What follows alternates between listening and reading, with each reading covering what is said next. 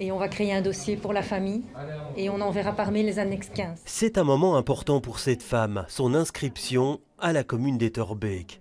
Un guichet spécialement dédié à l'accueil des réfugiés ukrainiens. Un peu plus de 200 personnes ont déjà fait les premières démarches. Elle reçoit son rendez-vous pour que ça aille plus vite, le matin et l'après-midi. La commune délivre plusieurs documents. Tout d'abord l'annexe 15, une attestation de séjour temporaire. Ensuite une carte A, valable 1 an.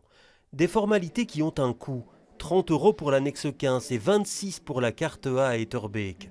Mais les autorités ont décidé d'exempter les ressortissants ukrainiens de ce paiement. Une décision qu'on a prise dans l'urgence, exactement jeudi passé, il y a une petite semaine.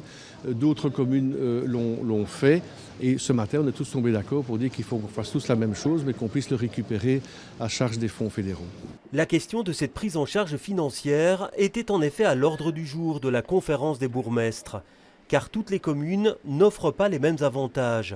À Anderlecht, par exemple, la carte A est payante pour tous et le restera. Je pense qu'il y avait une forme de consensus parmi tous les bourgmestres ce matin en conférence des bourgmestres, c'est de dire qu'il ne faut pas faire de distinction entre les différentes origines et que donc ça doit continuer à être payant pour tout le monde. Dans l'urgence, XL a opté dans un premier temps pour une gratuité totale pour les ressortissants ukrainiens.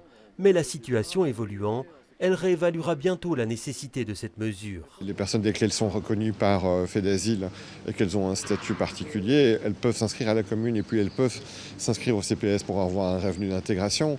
Donc, c'est plus exactement les mêmes types de besoins qui se présentent. Et notre rôle est d'essayer de traiter de la façon la plus équitable toutes les personnes qui se présentent à nos services. L'objectif à terme est d'arriver à un même traitement dans les 19 communes. Les discussions sur cette question vont se poursuivre.